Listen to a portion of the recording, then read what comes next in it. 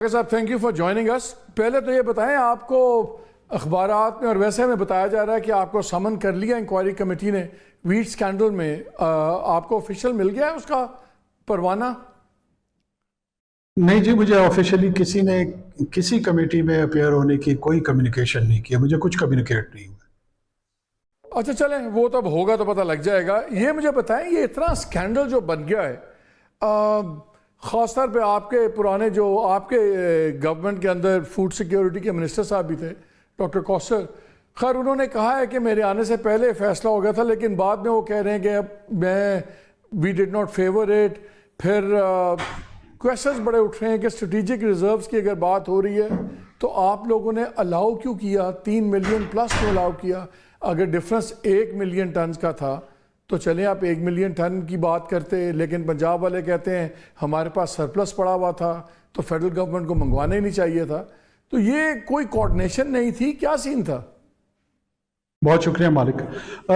मैं आपके तवज्जुह से आपके नाजरीन के लिए थोड़ा सा एक्सप्लेन कर लूँ कि यूजुअली क्या होता है कि चारों सूबे जो है ना अपनी प्रोडक्शन और कंजम्पशन टारगेट इसका डाटा कलेक्ट करते हैं कि जी इतने पर हेक्टर हमारा यहाँ पे इस दफ़ा कल्टीवेशन होगी जिसका प्रोड्यूस इतना पोटेंशियल होगा।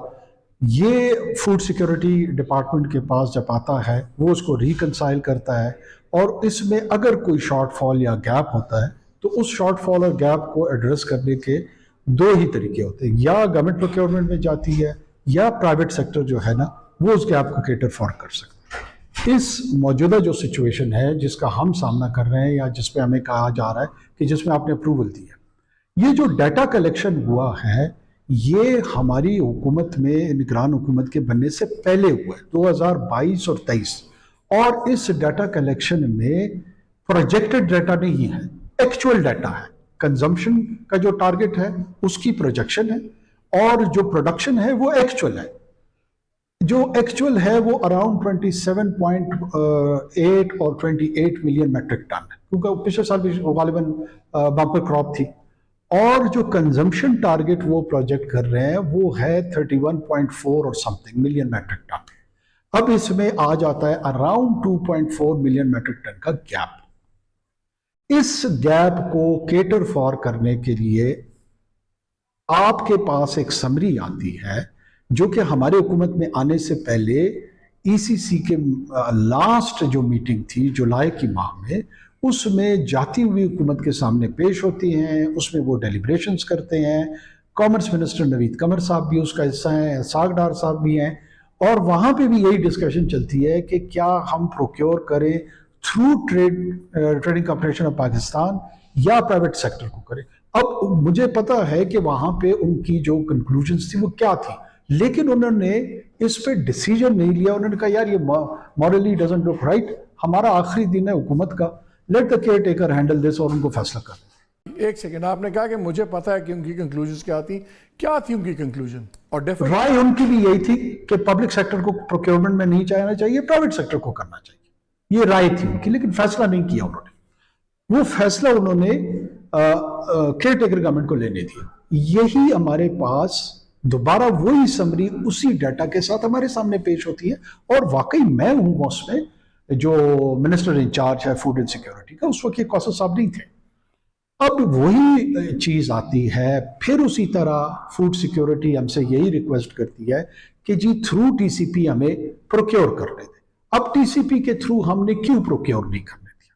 टीसीपी एक ऐसा नया वाइट एलिफेंट है जो around 297 billion rupees under debt है, जिसपे आप 22% का जो मार्कअप है वो सालाना दे रहे हैं। क्यों ये डेट का माउंटेन क्रिएट हुआ है? वजह यह है कि आप मुख्तलिफ औकात में कभी खाद खरीद रहे हैं, कभी गंदम खरीद रहे हैं, फिर उसको जो फ्लावर मिल्स हैं दूसरे जगहों पे जो कंज्यूमर है सेकेंडरी और ट्रेजरी, वो उनकी तरफ जा रही है, पेमेंट के मोड में डिस्टर्बेंस आ रही है, किकबैक्स की एलिगेशंस लग रही हैं कि जो ही ये इंटरनेशनल टेंडरिंग में जाते हैं वहां पे एक इनबिल्ट सिस्टम है जिसके अंदर जो है ना फाइनेंशियल मैल प्रैक्टिसेस है। अब इस पूरे बैकग्राउंड में आपको जब आईएमएफ ने भी इसको आपको आइडेंटिफाई किया हुआ है कि ये जो आपका तरीकाकार है को बहुत अच्छा तरीकाकार नहीं है, अगर आप इसको दुरुस्त कर ले तो आपकी ओवरऑल जो फाइनेंशियल हेल्थ है उसके लिए बेहतर है, एंड राइटली सो। हमने भी वही व्यू लिया कि यार बजाय ये प्रोक्योरमेंट में फिर गवर्नमेंट का पैसा, गवर्नमेंट एक्सचेकर का पैसा शामिल करने से, रिस्क में लाने से बेहतर ये है कि जोर ये दिया जा रहा था जी अगर आप प्रोक्योरमेंट नहीं करेंगे तो फिर ये गैप कैसे फिल होगा। हमने उस मेमोरेंडम में ये लिखा हुआ, उसकी लैंग्वेज है कि जी आपको अलाउ नहीं कर रहे हैं, however let the private sector be encouraged and facilitated, कि उनकी फैसिलिटेशन करे कि जो रिक्वायर्ड वीट टारगेट है, ये अंग्रेजी मौजूद है सरकारी जबान में, वो मंगाएं जिसकी उनको ऑलरेडी इजाजत है। अब किसी को ये तौफीक नहीं हो रही कि इस ऑफिशियल मेमोरेंडम का पैरा पढ़ लें।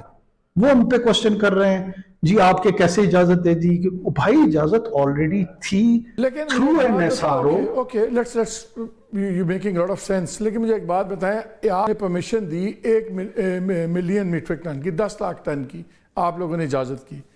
इंपोर्ट होता है टोटल तकरीबन 3.4 to 3.6 मिलियन टन आ जाता है आखिरी 7 महीनों में।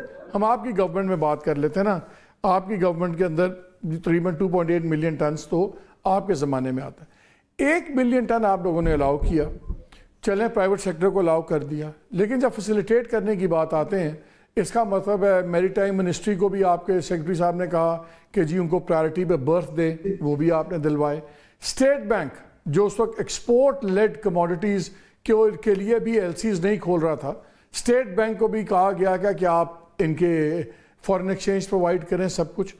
इतनी ज़्यादा तंगी थी फॉरेन एक्सचेंज की, इतनी ज़्यादा मुसीबतें थी, तो फिर इस पे क्वांटिफाई करके स्ट्रिक्टली इम्पोज क्यों नहीं किया गया कि 10 लाख टन का गैप है, हमें 10 लाख टन की परमिशन दे रहे हैं, इससे ऊपर हम नहीं देंगे परमिशन। मैं ये नहीं कह रहा कि आप उनको रोक रहे हैं, आप उनको फॉरेक्स को तो फैसिलिटेट कर रहे थे ना, बर्थिंग कर रहे थे, तो 1 मिलियन के बजाय आपने उससे 3 गुना फैसिलिटेशन क्यों दी? If nothing out of order. Okay, अच्छा पहले तो मैं ये क्लैरिफाई कर दूं कि 1 मिलियन टन की रिक्वायरमेंट न थी, ना हमने इजाजत कोई 1 मिलियन टन की दी है। 2.4 मिलियन टन का गैप है जो कंजम्पशन टारगेट है और जो प्रोड्यूस है आपका। अब जो मार्केट की असेसमेंट या रिक्वायरमेंट है, जो estimates, please correct me if I am wrong, मैं चाह रहा हूं कि हमारी ऑडियंस कंफ्यूज ना हो। ये जो ईसीसी ऑफ द कैबिनेट है, इसका जो सब्जेक्ट है वो permission for import of 1 million metric ton of milling wheat है for the year 23-24 to maintain strategic reserves. Categorically 1 million ton की परमिशन है, कैटेगोरिकली उसके लिए सारी फैसिलिटेशन मांगी गई है, तो ये तो बड़ा स्पेसिफिक अमाउंट है। आपने कहा कि हमने ये नहीं कहा कि आपकी परमिशन ही 1 मिलियन टन पे बेस्ड है। अब मैं अभी फिर आपको अर्ज कर रहा हूं, ये 1 मिलियन टन हमने उन्हें डिनाई कर दिया, हमने उन्हें परमिट नहीं किया। उन्होंने ये जो 2.4 मिलियन का गैप है कंजम्पशन टारगेट का, इसमें अपने लिए स्ट्रेटेजिक रिजर्व्स प्रोक्योर करने के लिए, गवर्नमेंट का पहला पैसा इस्तेमाल करने के लिए 1 मिलियन मैट्रिक टन की इजाजत मांगी, जो हमने नहीं दी। अब जो मार्केट का गैप है 2.4 मिलियन का, वो तो एग्जिस्ट कर रहा है। वो इस 1 मिलियन टन की प्रोक्योरमेंट की अगर मैं इजाजत दे देता हूं तब भी वो नहीं पूरी होती। एक सेकंड, आप कंफ्यूज कर रहे हैं। एक थी तारिक बशीर चीमा साहब के जमाने की समरी, ये जो मैं समरी कह रहा हूं ये 10 अक्टूबर 2023 की है। ये आप लोगों की गवर्नमेंट की समरी है, और ये आपके मोहम्मद महमूद, कैप्टन महमूद, ये उनकी समरी है। इसमें स्पेसिफिकली 1 मिलियन टन ही कहा हुआ है। मैं फिर क्लेरिफाई करने की कोशिश करता हूं आपको। मैं आपको यही अर्ज कर रहा हूं, जो कंजम्पशन टारगेट है उसमें, उसका इस समरी में यह जिक्र नहीं है कि हमारे इस साल के प्रोजेक्टेड कंजम्पशन टारगेट क्या है। पता है, डाटा मौजूद है, ये दो चीजों को जरा अलहदा कर ले, प्रोड्यूस और कंजम्पशन टारगेट। इसके बीच में जो गैप है वो 2.4 मिलियन मैट्रिक टन का है। अब ये पूरा कैसे होना है? या पब्लिक सेक्टर ने इंटरवीन करना है या प्राइवेट सेक्टर ने इंटरवीन करना है। जो पब्लिक सेक्टर रिक्वेस्ट कर रही है इसको केटर फॉर करने के लिए कि जी 1 मिलियन टन इसमें से मुझे प्रोक्योर करने दे, इसकी इजाजत दे। जो 2.4 मिलियन का मार्केट का गैप है, दैट इज देयर। मैं उसको इंकार कर रहा हूं कि नहीं, आप प्रोक्योर नहीं कर सकते, और वो इन रीजंस की वजह से जो टीसीपी का बैकग्राउंड मैंने बयान किया है। अब मार्केट का अपना जो गैप है वो 2.4 million metric ton still exists, क्योंकि ये इजाजत भी मैंने नहीं दी। इस पे हम उनको कहते हैं कि जो एफिशिएंटली प्राइवेट सेक्टर इसमें इंटरवीन करना चाहता है उसको फैसिलिटेट और इनकरेज कर दे। तो आप ये क्या है कह रहे हैं, पूरी आप क्या पिक्चर। कह रहे हैं जो प्रोविंशियल गवर्नमेंट्स के फिगर्स थे वो क्या एग्जैजरेटेड हाँ। फिगर थे इंपोर्ट के, गलत फिगर्स थे? No no no no no no no, कोई फिगर्स की एग्जेजरेशन की मैं बात नहीं कर रहा हूं। मैं वो बात कर रहा हूं जो फिगर ऑफिशियली जमा हुए हैं, जिसमें पीडीएम की हुकूमत ने भी फैसला हाँ या ना में किया है और हमारी हुकूमत में भी हाँ या ना में किया है। ये पूरी की पूरी डिस्कशन उसी के इर्द गिर्द रिवॉल्व कर रही है। वो उसके लेट्स से कंजम्पशन टारगेट कम हो गया, ज्यादा हो गया, उसमें नए फैक्टर्स आ गए, वो बहस की जा सकती है, लेकिन ये वो स्टेटेड ऑफिशियल फिगर है जिसकी बुनियाद पे या हम पे इल्जाम लग रहा है या हम जवाब दे रहे हैं। इसमें कोई डिस्प्यूट नहीं है, लेकिन इल्जाम लगाने वालों का भी दिफा करने वालों का। साहब एक रिपोर्ट आई थी पाकिस्तान एग्रीकल्चर रिसर्च काउंसिल की, उस रिपोर्ट में कहा गया था कि सैलाब और इन तमाम चीज़ों के बावजूद गंदम की जो फसल है वो बम्पर क्रॉप होगी, वो इफेक्ट नहीं होगी, इसलिए जवाज़ नहीं बनता कि कटिंग सीजन मार्च में शुरू हो रहा है और उससे पहले गवर्नमेंट साथ ही इंपोर्ट करने की इजाज़त दे दे।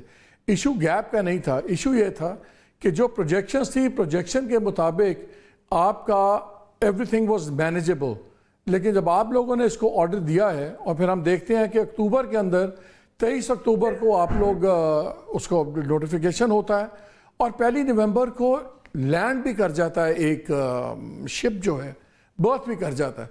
7 दिनों के अंदर दुनिया में कहीं नहीं हो सकता कि प्रोक्योरमेंट भी हो जाए, लोडिंग भी हो जाए, शिप्स भी मिल जाएं। तो क्लियरली लोगों को पता था कि ये परमिशन होगी, लोगों को पता था किस टर्म्स पे होगी। दैट इज़ वाई, वरना 7 दिनों के अंदर शिप कैसे एक बर्थ हो सकता है विद इन डिसीजन फाइनल होने के ईसीसी की और गवर्नमेंट के, और 7 दिन बाद शिप लैंड कर जाए। इसका तो मतलब है ना कि सम पीपल न्यू कि ये परमिशन होने वाली है, तो वो कहते हैं ये आपको पता होगा या आपके सेक्रेटरी को पता होगा, किसको पता था? अच्छा, ये आपकी जितनी प्रिजम्पशन आपने बिल्ड किया है ना इस नैरेटिव, 1 मिनट मुझे दे दीजिए, क्योंकि प्रॉब्लम यह है कि पाकिस्तान के जितने एनालिस्ट हैं इस वक्त वो ट्रेड, मैरीटाइम ट्रेड को ना 18वीं सदी ब्रिटिश राज के पैराए में देख रहे हैं कि लिवरपूल से जहाज चला, 4.5 माह में पहुंच गया बंबई, फिर यहाँ पे वो लंगर अंदाज होके अनलोड हुआ। हजरत, एक लुई जो फ्रेंच ट्रेडिंग कंपनी है ग्रेन की, वो दुनिया की सबसे बड़ी है, जिसने इसमें कोई 24% की इंपोर्ट की है। उनकी फ्लोटिंग वेसल्स ब्लैक सी में, अरेबियन सी में, पूरी दुनिया में चल रही हैं। जहां डिजास्टर आ रहा है, जहां फेमिनिन आ रहा है, जहां वॉर लाइक सिचुएशन है, जहां पे शॉर्टफॉल है, जो डिमांड उनको जनरेट होती है वो डाइवर्ट कर देते हैं अपने वेसल को उस तरफ। 8 दिन छोड़े वो 3 दिन में आपको दे दे। लेकिन चूंकि लोगों की मैरीटाइम ट्रेड की ये मॉडर्न अंडरस्टैंडिंग नहीं है, लिहाजा मुझे चोर डिक्लेयर कर दिया, मुझे डाकू डिक्लेयर कर दिया। कि ये कैसे हो सकता है भाई? जैसे मुझे भी इस तमाम गुफ्तगू के बाद मैंने भी पूछना शुरू किया, लेकिन मजाल है किसी को ये तौफीक हो कि वो खुद भी तहकीक करे कि ये कैसे हो सकता है।